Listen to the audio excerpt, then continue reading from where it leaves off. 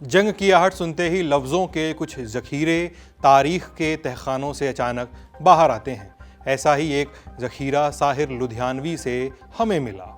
जंग तो ख़ुद ही एक मसला है, जंग क्या मसलों का हल देगी। इज़राइल, ईरान, अमेरिका की जो मच हाइप्ड 12 डे वॉर थी वो तो अब थम चुकी है, लेकिन मसले वहीं के वहीं हैं, बल्कि दिन ब दिन नए सवाल खड़े होते जा रहे हैं। जंग रुकी तो पूछा गया, किसको क्या मिला। अमेरिका जो दावा कर रहा है उसके मुताबिक ईरान का कितना नुकसान हुआ, क्या उसके परमाणु ठिकाने वाकई उतने तबाह हुए जितनी इजराइल अमेरिका की मंशा थी, या जितना डोनाल्ड ट्रंप और उनकी टीम दावा कर रही है। मुख्तलिफ स्वरों में बात हो रही है। अमेरिका की कोई खुफिया एजेंसी एक बात कहती है तो दूसरी एजेंसी कोई और बात। उधर ट्रंप और उनकी टीम अपनी ही रट लगाए बैठी है और ईरान के अपने दावे हैं। आज शो में इसी मुद्दे पर बात होगी, लेकिन पहले परिचय। नमस्ते, हम हैं सिद्धांत और आप देख रहे हैं लल्लन टॉप का अंतर्राष्ट्रीय प्रसंगों से जुड़ा रोजाना का कार्यक्रम दुनियादारी। Brought to you by New India Assurance and Hire. Life can throw yonkers too. Don't get bowled over. Get insured with Rasta Apatti Kavach policy. Visit our website to know more. US ने जब Iran के nuclear ठिकानों पर हमले किए तो उसे Donald Trump ने स्पेक्टेकुलर मिलिट्री सक्सेस बताया। दुनिया भर में ओपन सोर्स इन्वेस्टिगेशन यानी ओसिंट से जुड़े लोग एक्टिव हो गए। सैटेलाइट तस्वीरें सामने आई, बमबारी वाली जगहों पे बड़े बड़े गड्ढे दिखाई दिए। कहा गया कि पहाड़ी के अंदर कितना नुकसान हुआ इसका आकलन अभी वक्त लेगा। तभी एक खुफिया इंटेल लीक हो गई जो ट्रंप और उनकी टीम के बयानों से बिल्कुल मेल नहीं खाती थी। यह रिपोर्ट डिफेंस इंटेलिजेंस एजेंसी यानी DIA की थी।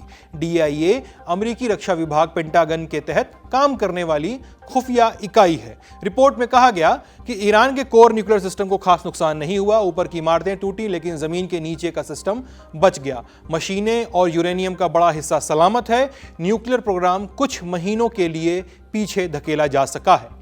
हमने आपको 25 जून के दुनियादारी में बताया था कि इंटेल लीक पर अमेरिकी सरकार का क्या रिस्पांस था। बार बार बताया जाता है इसलिए फिर से बता देते हैं। व्हाइट हाउस ने खारिज कर दिया था, उसे साजिश करार दिया। US president Donald Trump media संस्थानों पर टूट पड़े। इस रिपोर्ट को छापने वाले CNN और न्यूयॉर्क टाइम्स को बल भर कोसा। बोले इन दोनों ने मिलकर अमेरिकी B2 पायलट्स की मेहनत को नीचा दिखाया है। कहा कि फेक न्यूज CNN सबसे निकम्मा नेटवर्क है, वहां के एंकर सबसे बेवकूफ हैं। उन्होंने CNN की रिपोर्टर नताशा बर्ट्रेंड को नौकरी से निकालने की मांग की। लिखा उसे कुत्तों की तरह बाहर फेंक देना चाहिए। ट्रंप के ऐसे पोस्ट की एक लंबी चौड़ी लिस्ट है, आप उनका ट्रुथ सोशल खोल कर पढ़ लीजिए, इंटरेस्टिंग है। इसके अलावा ट्रंप ने NATO समिट में भी बयान दिए। वहां उन्होंने यहां तक कह दिया कि अमेरिका ने ईरान को दशकों पीछे धकेल दिया है। इतने से भी बात न बनी तो वो जापान के हिरोशिमा नागासाकी पर हुई बॉम्बिंग से इस बॉम्बिंग की तुलना कर बैठे। हमला इतना भयानक था कि इसके बाद जंग ही खत्म हो गई। किसी ने कहा, एक खास अंदाज में कहा कि हमला इतना खतरनाक था जैसे हिरोशिमा या नागासाकी को देखो। वहां भी तो बमबारी के बाद एक जंग खत्म हुई थी, यहाँ भी जंग खत्म हुई, लेकिन तरीका अलग था, मगर तबाही उतनी ही भयानक थी।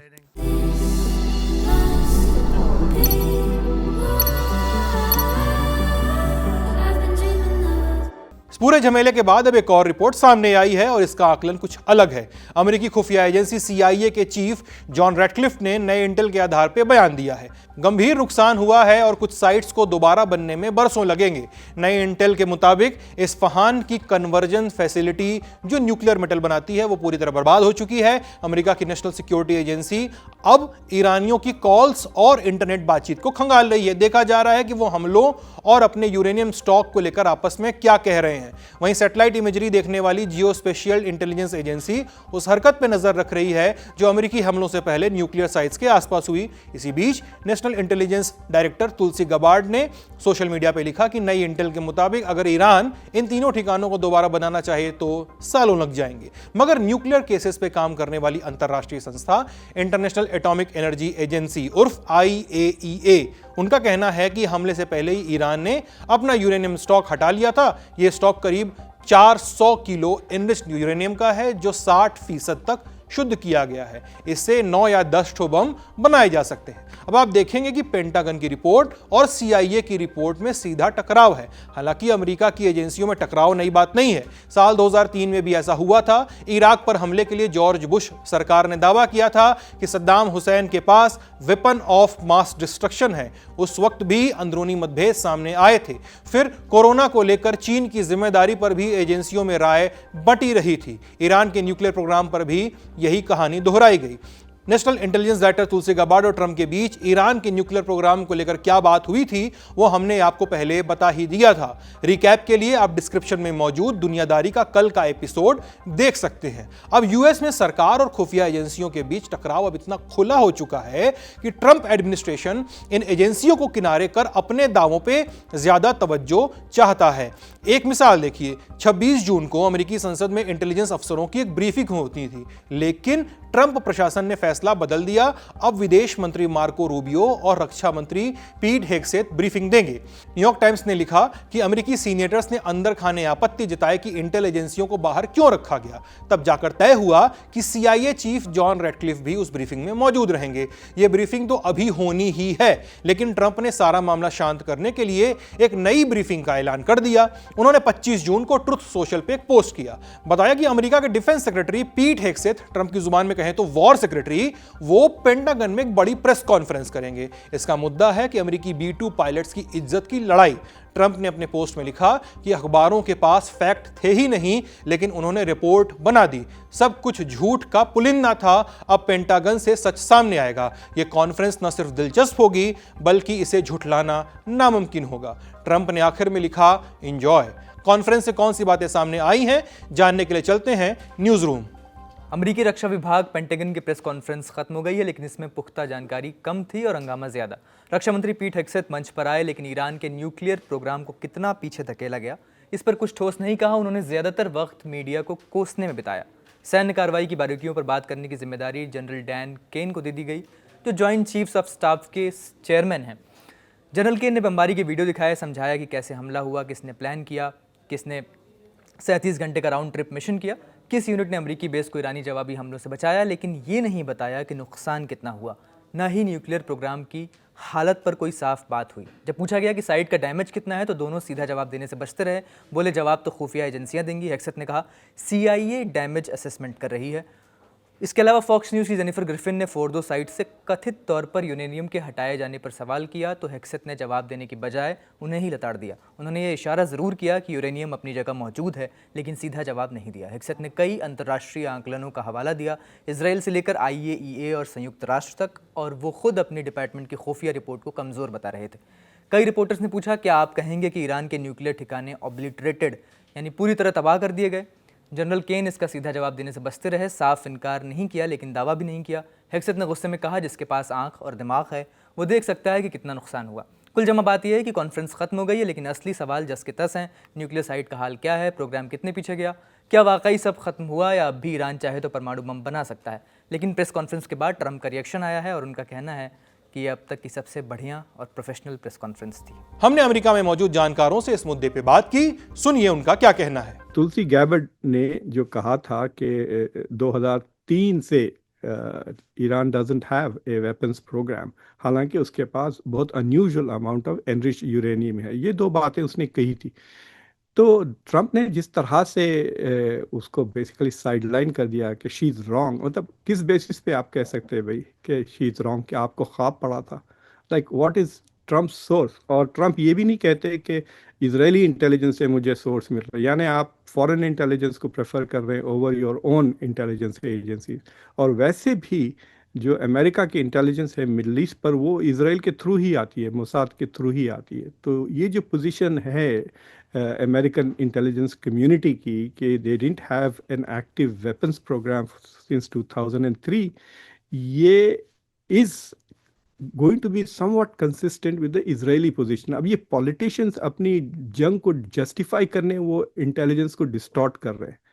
तो मुझे लगता है कि इंटेलिजेंस कम्युनिटी को बड़ा मतलब they got really ticked of कि उनके लीडर को डोनाल्ड ट्रंप ने See, he could have made a very मतलब he could have made a polite argument, लेकिन जिस तरह से उसने डिसमिस कर दिया वेरी इंसल्टिंग, और फिर उसके बाद उसको मार्जिनलाइज कर दिया, उसको मीटिंग्स में नहीं बुलाया की सेशंस में। अब अब इंटेलिजेंस कम्युनिटी और politicians are going to brief the Senate, वो सेनेट को ब्रीफ करने जा रहे हैं, और उसमें से इसको हटा दिया, तुलसी गैबर्ट को हटाकर इसके जगह somebody who is one rank below her, जो CIA का डायरेक्टर है रैटक्लिफ, उसको भेज रहा है ट्रम्प। मैं थोड़े सोर्सेज से बात कर रहा था, उनका अंदाजा है कि ये लो लेवल पर हुआ है, and that it has nothing to do with Tulsi Gabbard. She will not do something like this. But I think that somebody loyal to her or somebody who is very upset with Donald Trump, उसने ये leak कर दिया है, because war against Iran was not in the interest of the deep state. ये तो था conflict का एक पक्ष और ट्रंप का सोशल मीडिया, जहां से वो बयानबाजी करते हैं और फोन मिलाकर अपना पक्ष जताते हैं। दूसरे पक्ष का हालचाल जानते हैं। इजरायली प्रधानमंत्री बेंजामिन नेतन्याहू इजराइल के इतिहास में अब तक सबसे ज्यादा वक्त तक पद पे बने रहने वाले प्रधानमंत्री हैं, लेकिन उनकी लीगेसी का एक और पहलू भी है, वो मुकदमों से भी घिरे हुए हैं। 30 जून को कोर्ट में उनकी पेशी होनी थी, लेकिन इसी बीच उनके मित्र डोनाल्ड ट्रंप उनके बचाव में सामने आ गए हैं। सुनने में अटपटा सा लगेगा कि किसी गैर देश के राष्ट्राध्यक्ष का किसी भी देश के अंदरूनी मसले में, खासकर न्यायपालिका में, सीधा हस्तक्षेप कम ही देखने को मिलता है। अब ट्रंप ने 25 जून को एक पोस्ट में लिखा कि नेतन्याहू के खिलाफ चल रहे भ्रष्टाचार के मुकदमों को रद्द कर देना चाहिए या उन्हें माफ कर देना चाहिए। उन्होंने इन मुकदमों को विच हंट बताया, मतलब कि बिना सबूत के गलत तरीके से किसी को भी फंसाने की कोशिश करना या निशाना बनाना। ट्रंप ने आगे लिखा कि नेतन्याहू इजराइल के हीरो हैं, अपने देश के लिए उन्होंने बहुत कुछ किया है। जैसे अमेरिका ने इजराइल को बचाया, वैसे ही अब अमेरिका नेतन्याहू को भी बचाएगा। कैसे बचाएगा इजराइल में जाकर, यह हम लोग को नहीं पता है। हालांकि अभी यह क्लियर नहीं है कि ट्रंप करेंगे क्या, लेकिन एक बात बता देते हैं कि इजराइल के राष्ट्रपति इसैक हर्ज़ोग के पास बेंजामिन नेतन्याहू को माफ करने का अधिकार है, लेकिन इजरायली मीडिया के मुताबिक वो फिलहाल ऐसा करने के मूड में नहीं है। कहना है कि ऐसी कोई मांग अभी तक उन तक पहुंची ही नहीं है। खैर, ये तो राष्ट्रपति का अपना फैसला है, लेकिन ट्रंप ने जो दरियादिली दिखाई है उसके पीछे वजह क्या है, ये जानेंगे। लेकिन इससे पहले जानते हैं कि नेतन्याहू पे मुकदमे क्या चल रहे हैं। उन पर फिलहाल 3 बड़े केस चल रहे हैं, केस 1000, केस 2000 और केस 4000, ये इन्हें कहा जाता है। पहला केस 1000, नेतन्याहू और उनकी पत्नी सारा पे आरोप है कि उन्होंने 2 बिजनेसमैन से करीब 16 करोड़ रुपए के तोहफे लिए और बदले में उन्हें कथित तौर पर टैक्स और वीजा में फायदा पहुंचाया। ये 2 लोग हैं, हॉलीवुड फिल्म प्रोड्यूसर अर्नोन मिल्चन और ऑस्ट्रेलियाई बिलियनियर जेम्स पैकर। अर्नोन मिल्कन एक इजरायली नागरिक हैं। आपने अगर हॉलीवुड की फिल्म प्रिटी वुमन देखी है तो यही उसके प्रोड्यूसर हैं। मिल्चन ने जो 2020 में के जून के महीने में कबूल भी किया था कि वो नियमित तौर पर हजारों डॉलर के शैंपेन, सिगार और दूसरे तोहफे नेतन्याहू तक पहुंचाते थे। दूसरा केस 2000, नेतन्याहू पर इजराइल के अखबार येडियोथ हेरोनोथ के मालिक से डील करने का आरोप है, जिसमें नेतन्याहू ने अपने पक्ष में अच्छी खबरें छपवाने के लिए येडियोथ हेरोनोथ के प्रतिद्वंदी अखबार इजराइल अयोम के सर्कुलेशन को कम कराने का ऑफर दिया था। तीसरा केस 4000, इसके तहत नेतन्याहू पर टेलीकॉम कंपनी बेजेक को सरकारी फैसलों से फायदा पहुंचाने का आरोप है। दावा है कि इसके बदले में उस कंपनी की न्यूज वेबसाइट ने नेतन्याहू के पक्ष में अच्छी खबरें चलाई थीं। इन तीनों मामलों में उन पर रिश्वत, धोखाधड़ी और विश्वासघात यानी फ्रॉड और ब्रीच ऑफ ट्रस्ट, इसके आरोप लगे हैं, जिन्हें ट्रंप रद्द करवाना चाहते हैं। इजराइल के प्रति अमेरिका की उदारता कोई नई बात नहीं है। दोनों देश सुख दुख के साथी रहे हैं। इजराइल के बनने से पहले जब मिडिल ईस्ट में जूइश होमलैंड की बात आई थी तो अमेरिका ने समर्थन किया था। साल 1948 में इजराइल की स्थापना के 11 मिनट बाद उसे मान्यता दे दी थी। दोनों देश आर्थिक सैन्य सहयोगी हैं। इस बात से समझिए कि द्वितीय विश्व युद्ध के बाद से अब तक अमेरिका ने इजराइल को लगभग 158 अरब डॉलर की मदद दी है। हर साल अमेरिका इजराइल को 3.8 अरब डॉलर की सैन्य सहायता देता है, जो उसके कुल रक्षा बजट का 16% है। अमेरिका और इजराइल मिलकर हथियार और सिक्योरिटी सिस्टम बनाते हैं। मिसाल के तौर पर इजराइल का आयरन डोम देख लीजिए। Cyber security, drone, missile defence पर साथ में रिसर्च होती है। अमेरिका ने संयुक्त राष्ट्र सुरक्षा परिषद में 50 से ज्यादा बार इजराइल विरोधी प्रस्तावों को वीटो किया है। ट्रंप ने अपने पहले कार्यकाल में जेरूसलम को इजराइल की राजधानी मानते हुए अमेरिकी दूतावास वहां शिफ्ट किया था। भारत और दूसरे देशों ने भी अभी भी मान्यता नहीं दी है।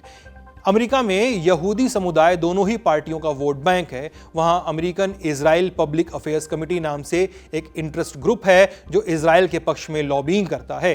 AIPAC हर साल बड़ी बड़ी मीटिंग्स कराती है जिसमें US प्रेसिडेंट, सीनेटर, सांसद और इजराइल के नेता भी शामिल होते हैं। इसको अच्छे से समझना हो तो आप जॉन मर्शाइमर और स्टीफन वॉल्ट की लिखी किताब द इजराइल लॉबी पढ़ सकते हैं।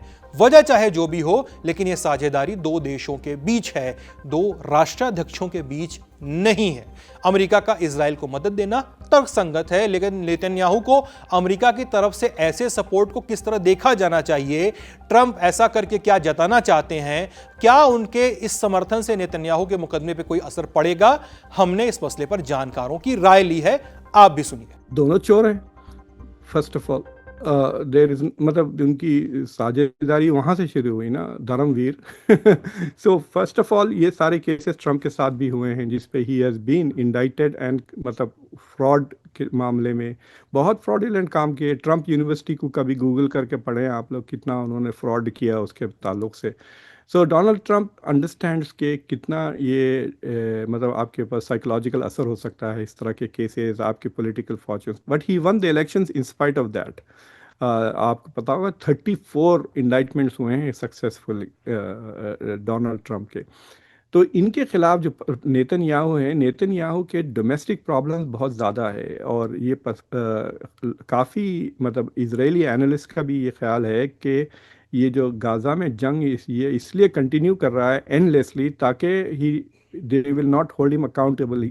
मतलब वो कह रहा है कि जंग के वक्त आप प्राइम मिनिस्टर को कैसा कोर्ट में लेकर आते हैं। तो मुझे लगता है कि ये जो अपसेट है नेतन्याहू जो इन्होंने इमीडिएटली सीज़फायर करवा दिया, उसके बदले में Donald Trump is doing a political favour to Netanyahu. लेकिन एक तो यू मस्ट रिकग्नाइज के नेतन्याहू इंटरनेशनल क्रिमिनल हैं।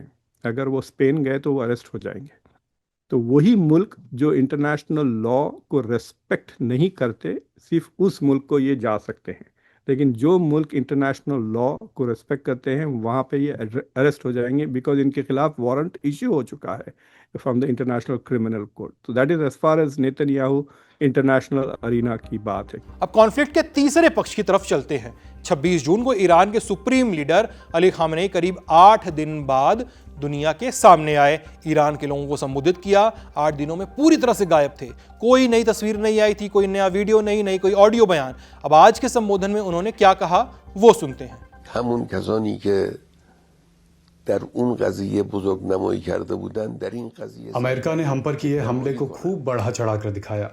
जब हमने उनके एयरबेस पर हमला करा तो उसे छोटा साबित करने लगे। ऐसे पेश आने लगे जैसे कुछ हुआ ही नहीं, जबकि असल में ये बहुत बड़ा हमला था। उन्होंने हमारे न्यूक्लियर ठिकानों पर हमला किया। अंतर्राष्ट्रीय कोर्ट में इसके खिलाफ मुकदमा होना चाहिए। ये सही नहीं किया गया।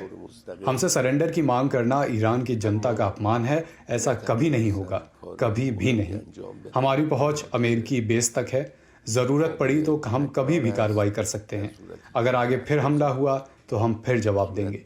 दुश्मन और हमलावर दोनों को इसकी बहुत बड़ी कीमत चुकानी होगी। هزینه متعرض قطعاً بالایی خواهد بود।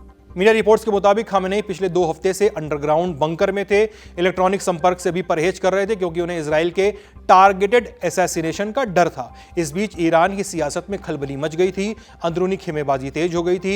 ईरानी अधिकारियों ने न्यूयॉर्क टाइम्स को बताया था कि सत्ता के गलियारों में नए गठजोड़ बन रहे थे। हर खेमा अगला फैसला अपने हाथ में लेना चाहता था, अलग तरीके से फैसला लेना चाहता था।